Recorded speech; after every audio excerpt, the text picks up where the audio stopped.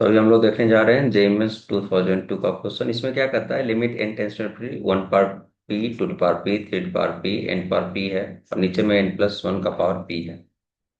इसको अगर हम सिंप्लीफाई करें तो थोड़ा सा इसे हम ऐसा ऑब्जर्व कर सकते हैं कि वन पावर पी है ये, टू पावर पी है ये, थ्री पावर पी है ये, चलता जाएगा एन पावर पी है। और नीचे को कुछ ऐसा लिख सकते हैं कि n power p into n. अब अगर हम लोग ऐसा करें कि लिमिट एन टेंस टू, ये हो गया आपका इन्फिनिटी, ये वन बाई एन को साइड कर लें और सभी को, जैसे इसको लिख ले one by n power p, फिर कर ले two by n power p, फिर ऐसे ही चलता जाए लास्ट तक हो जाए एन बाई एन का पावर क्या P। इस तरह से हम इसे लिख सकते हैं। ऐसा लिखने से बेनिफिट ये होगा कि limit n tends to infinity हो जाएगा, ये वन बाई एन होगा, और इसे हम समेशन के फॉर्म में लिख पाएंगे। कांस्टेंट है एन, वेरी क्या करा वन टू थ्री, तो उसको आर मान लेते हैं। पी कांस्टेंट है, पी रह जाएगा, आर का वैल्यू वन से कहाँ तक हो जाएगा, एन तक। अगर हम इस फॉर्म को समझ पा रहे हैं तो ये हो गया integration as a limit of सम।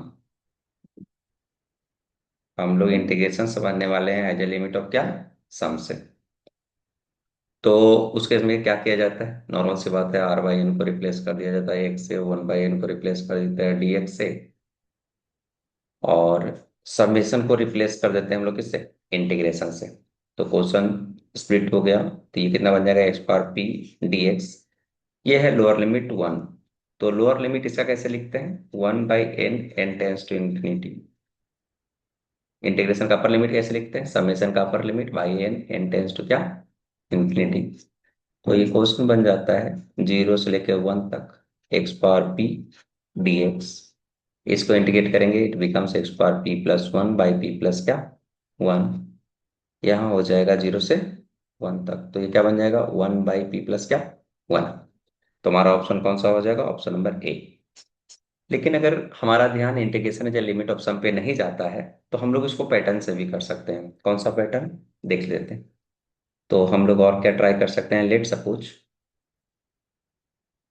कि फंक्शन हमारा, ये पी की जगह जनरल पावर है हमारा। चलिए अगर पावर सब पे वन होता तब क्या होता है ये सोचते हैं। पावर अगर वन होता, लेट से वन टू थ्री, ये एन तक गया, और नीचे हो जाए मान लीजिए एन स्क्वायर हो जाए, हमने पी की जगह वन लिया है।